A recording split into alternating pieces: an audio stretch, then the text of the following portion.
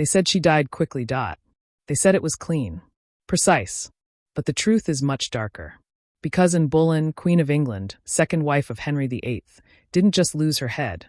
She lost everything, dignity, peace, and even her identity, in a death scripted like a public spectacle. Studio microphone, if you think you know the story, you don't. Subscribe to the channel now, because the past you've been told is only half the truth. Here, history bleeds. The sun rose slowly over the Tower of London on May 19, 1536. The sky was clear, birds stirred over the Thames, and the cobblestones still held the cold breath of the night. But inside the tower, everything was still. The servants moved quietly. The guards avoided eye contact. In a chamber deep within the fortress, Anne Boleyn prepared to die. She had barely slept. For 17 days she had waited, alone, imprisoned, betrayed. Her enemies had made a mockery of her trial. The charges? Adultery, incest, treason, lies, all of them. Political tools. The court had smiled as it killed her. The sentence had already been decided before she was even arrested. Anne Boleyn was never going to survive Henry VIII's disappointment. Not after she failed to give him a son. They dressed her in a dark gray gown, trimmed with ermine. Her hood was modest. Her expression was unreadable. Some said she prayed all night. Others said she laughed. One servant claimed she spoke to no one, just stared at the wall, lips moving in silent conversation with God. But when the hour arrived, she stood. No screaming, no weeping, no plea for mercy. The Queen of England walked toward her own death with eyes wide open. But the execution that followed, what they don't tell you, is far more chilling than the clean, elegant stories written in history books. Anne Boleyn was not taken to a scaffold with a single block. She was not met by a silent executioner with a clean blade. What awaited her was theater. A cruel, choreographed display, staged by her husband to break her spirit, even in her final breath. He had ordered a swordsman from France, not out of kindness, but to avoid a traditional axe, a tool too messy, too slow. He wanted it fast, public, inevitable. They led her past the green lawns of the tower, past guards who bowed out of habit, not respect, past the chapel where she once prayed as queen, and then into the open. A raised wooden platform stood waiting, surrounded by a crowd of hundreds. Nobles, servants, foreign ambassadors, and commoners too, all gathered to watch a queen die. The scaffold was built low, so every face could see hers. There was no curtain, no barrier, no shield from the eyes of the nation. A priest stood beside her, but his prayers were drowned by the murmurs of the crowd. She knelt on a cushion in the center of the platform. There was no block, no blindfold. She was told not to move, told to keep still as death approached from behind. The swordsman waited quietly. He held no axe, no gleaming weapon in full view. He had hidden his blade in the straw to keep her calm. But that, too, was part of the cruelty. She wouldn't see it coming. He would call for his assistant, and as she instinctively turned her head, he would strike. And yet, in those last moments, Anne Boleyn did not beg.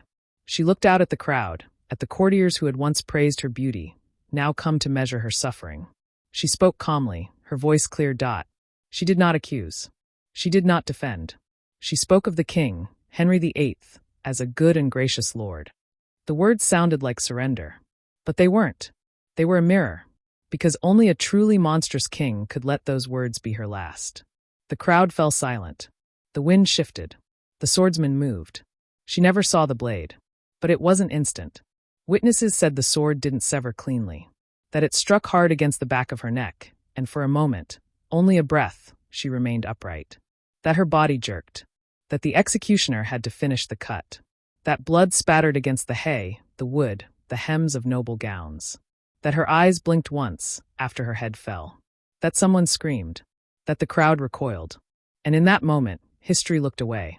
But we won't. Because in this channel, we peel back the veil of myth to show what power really does. What fear really looks like. What it means when a queen becomes a warning.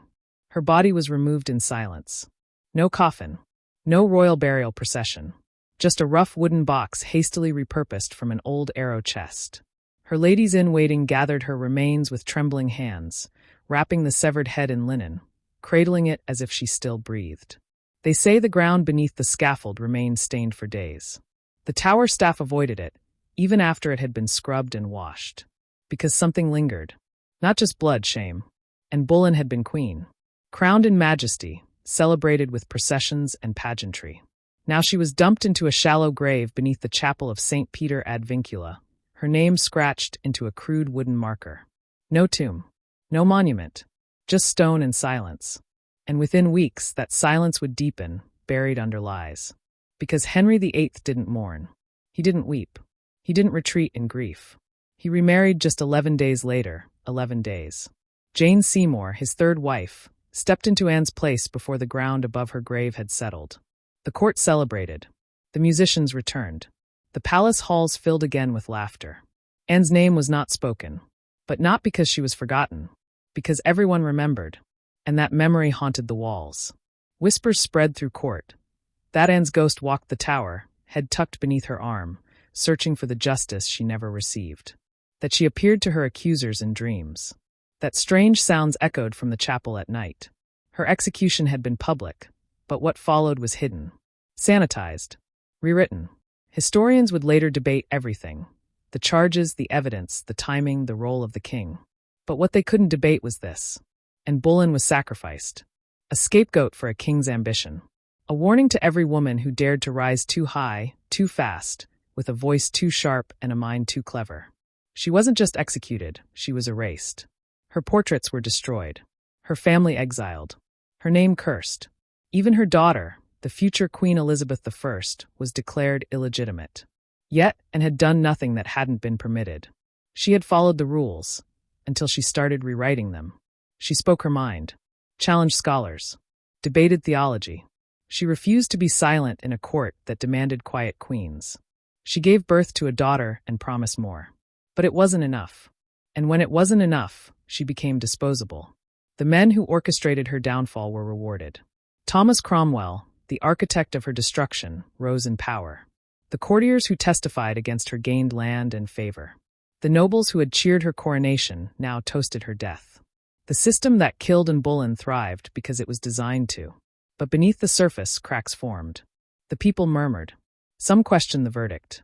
Others feared what it meant, that the queen could be discarded so easily. That truth no longer mattered. That the king's favor was as fleeting as the seasons. And they were right to fear. Because after Anne, the executions didn't stop.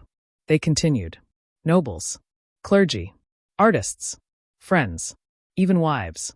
Anne's fate opened a door, and through it poured a rain of terror that would stain the Tudor court for decades. Heads rolled. Towers filled. The blade was kept sharp.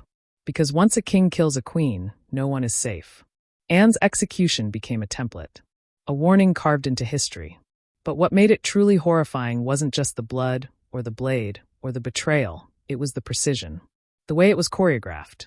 Engineered. Performed. Henry VIII didn't just want Anne dead. He wanted her destroyed. Her death had to be public, swift, unforgettable.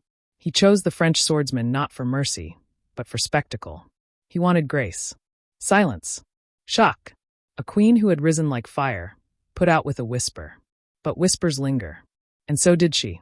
Long after her body was buried, Anne Boleyn's presence never truly left the tower.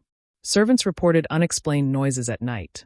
Soft weeping, distant footsteps, the rustle of silk gowns dragging across stone.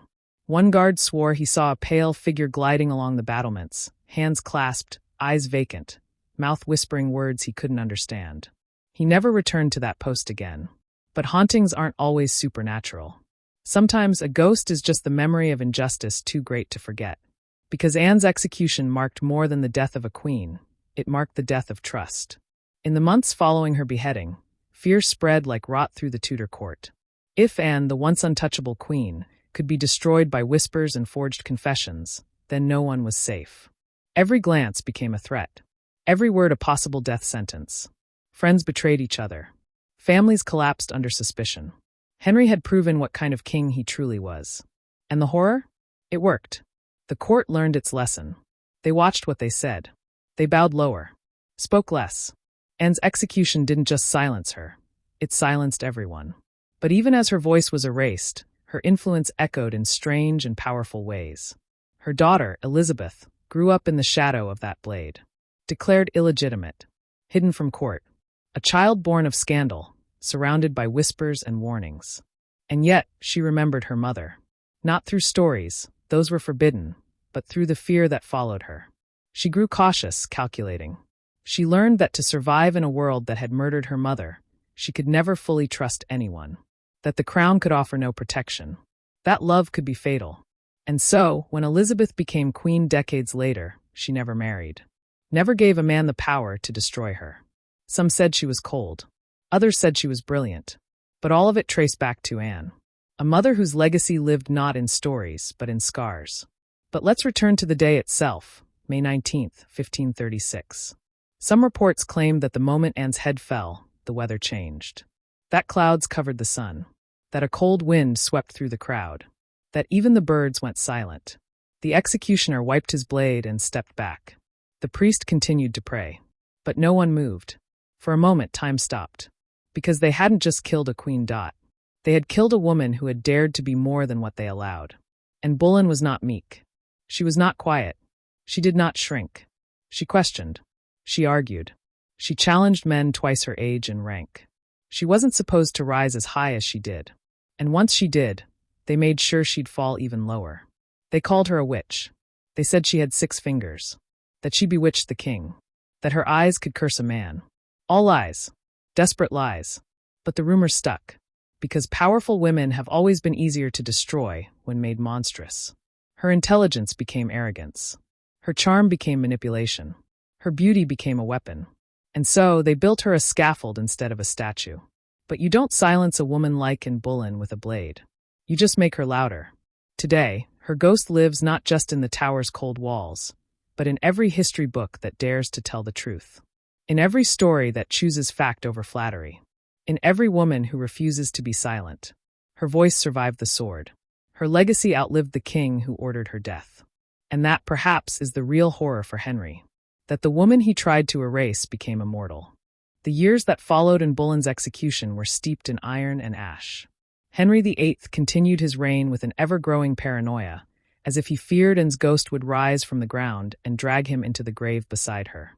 He had gotten what he wanted, a clean slate, a new wife, a path toward the male heir he so desperately craved. But something was different after Anne. Colder. Sharper. As if the crown itself had been poisoned by the blade he had ordered. Those who remained in Henry's court never spoke her name. Not in public. Not even in private. It was as if Anne Boleyn had become a curse, an omen of how power could twist into cruelty. But her memory lingered in hidden ways. In quiet glances. In the trembling hands of those who had once dined with her, danced beside her, watched her rise and fall. They remembered the girl with the quick wit, the penetrating eyes, the bold laughter that used to echo through the palace corridors. That laughter had been replaced by silence. The kind of silence you only hear after a scream. The documents from the time were carefully edited. The official records described her execution as dignified, swift, merciful. But beneath the ink, in the margins of letters and diaries, a different story emerged. That the queen had been betrayed by those closest to her. That her trial had been a sham. That Henry had already been courting Jane Seymour while and sat in prison. That her last words were a lie told with a trembling smile. A final act of grace offered to a man who showed her none. And yet, even in death, Anne Boleyn's presence remained impossible to ignore. The tower itself seemed to remember. Year after year, reports came in of sightings. A pale woman walking the grounds in the early morning mist. A figure kneeling at the spot where the scaffold once stood. One story tells of a guard who fainted after seeing a headless woman staring at him through the bars of the gatehouse. He was found the next morning, eyes wide open, mouth frozen in a scream. When questioned, he could only repeat one phrase. She looked at me. Visitors to the tower still speak of her.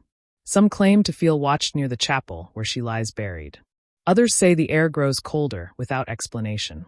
One tourist, decades ago, claimed to hear a woman softly humming a lullaby while alone near Trader's Gate.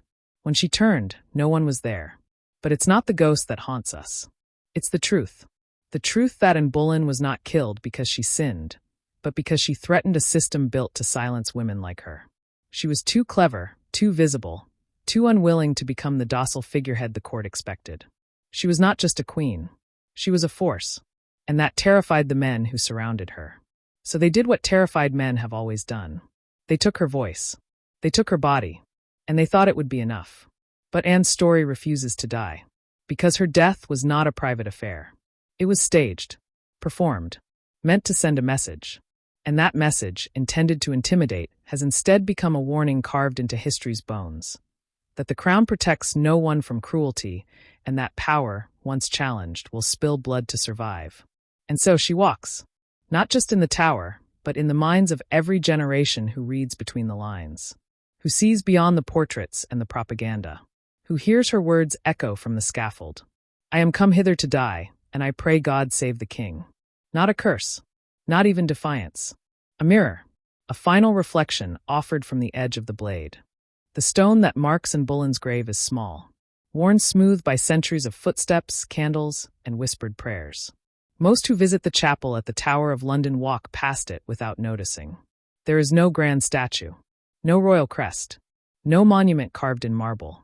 Just a name, a date, and silence. But under that stone lies more than bone. It holds a story that has outlived empires. A warning dressed in velvet. A voice that was silenced, but never forgotten. Because Anne Boleyn was never supposed to survive history. She was meant to vanish. To be remembered only as a lesson, a fallen queen, a cautionary tale. But instead, she became something else entirely. She became legend. Her death was horrifying. Her legacy immortal. And perhaps, in the end, that's what scared them most. Because Anne's true execution wasn't just the sword. It was the attempt to erase her. And they failed. Today, her face appears in history books. Her words are studied. Her daughter, Elizabeth, became one of the greatest monarchs in history. The girl who watched the world bury her mother learned to never bow to it. And Boleyn walks still. Not in body, but in memory. And in truth. Because truth never stays buried. Not here. If this story struck a chord, if you felt the chill of forgotten justice, or the weight of history's darkest whispers, subscribe to the channel. Because we bring the shadows into the light. And we're just getting started.